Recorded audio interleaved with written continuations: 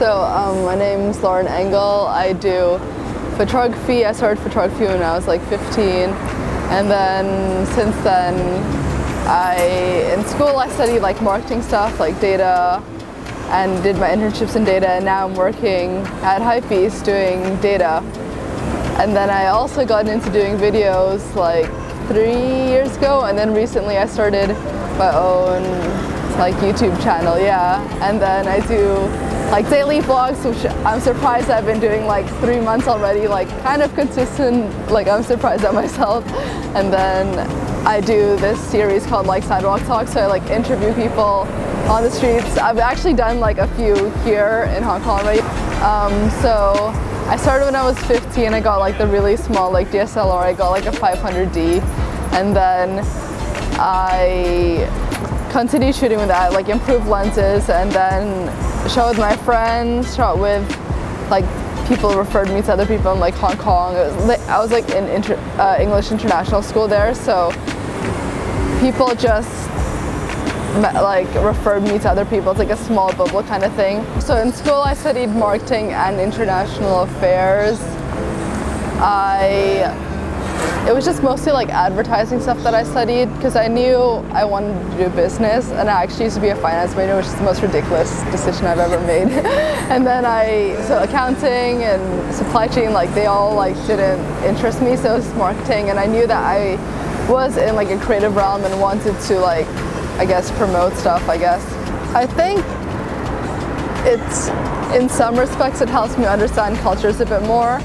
Like now I realize, like my mom's Chinese and my dad's American, but then now I realize how important it is to like understand where people are coming from.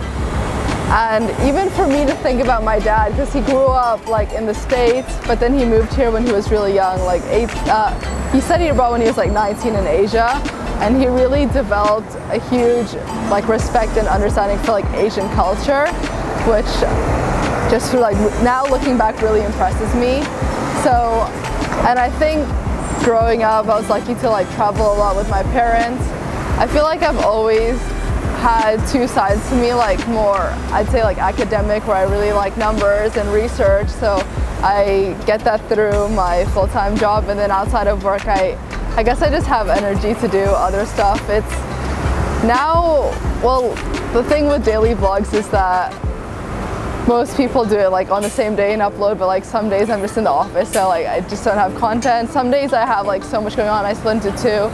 Like 4 months since I started reaching out to like agency models and shooting with them, and it was crazy. Like in high school I shot like every week. Like it was intense because I had to find makeup artists, stylists, like it was like pretty stressful. So I did that, and then started shooting like more lookbook stuff for a clothing brand, because I do mostly like fashion stuff. And then I'd say now like 2-3 years ago I started doing like event stuff. So I started shooting for some places here, and then I quite like event photography. It's like different. And then travel stuff I just do whenever. I'd say fashion, yeah. There's just so much to it. I think originally I started actually like being in front of the camera and like having other photographers like shoot me, and then I realized like what they're doing is like bloody amazing, and like they're so talented. So I started like researching their work more. It helped me, like me shooting people who are not models helped me more, because then I'd have to like think what kind of poses would shoot their like body style and shape, and just how to make them comfortable in front of a camera. So I'd say it like did help me a bit, yeah.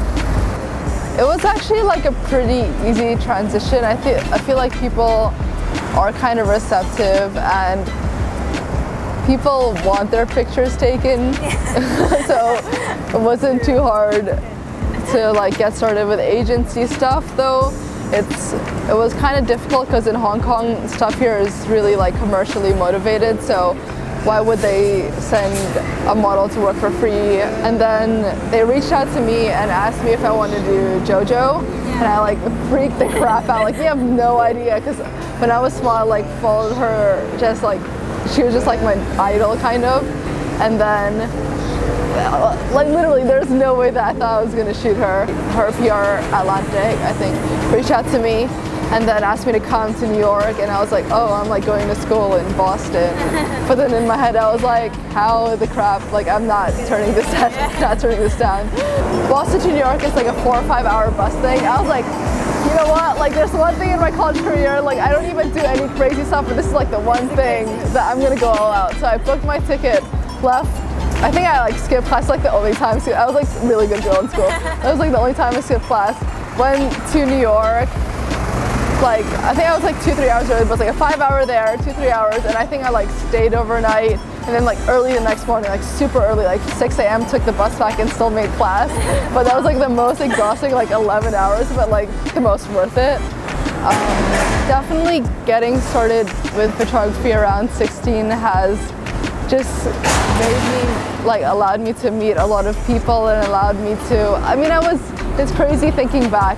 Like I was 16, I was working with people who were like in their 20s and 30s, and I just didn't want them to treat me like I was 16. So in that sense, I like grew up really fast and had more of like a business knowledge. So I guess my accomplishment would be not necessarily like growing up faster, but like understanding how things worked at a younger age has like made me more mature in that aspect. So, and I was glad that at that age, I still like never took no for things. Like I didn't let my age get to me.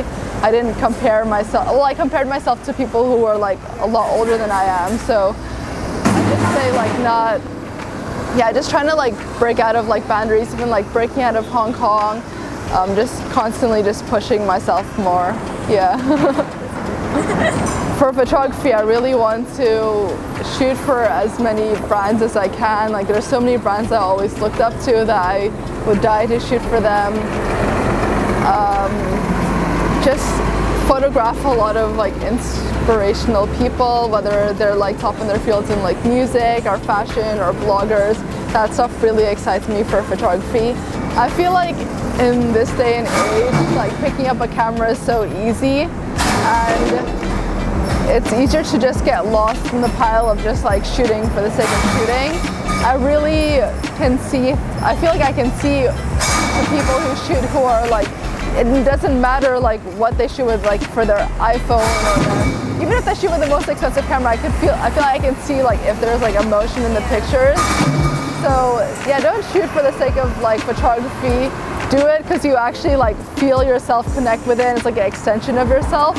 I mean, it's hard to explain, but I just feel so much when I look at a picture, and I can already like feel like I understand the person who's taking it. It's like a different level of like understanding, and now I just feel it more than ever. Like before, I actually was just like shooting to like improve my portfolio, but then now it feels nice to just like completely like take a break and just do a few more, but just feel so much in like a few pictures. You can just, yeah.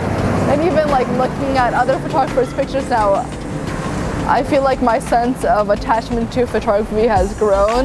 Not in the way that I have to shoot a lot more, but in the way that I can actually like feel emotions through the pictures, yeah.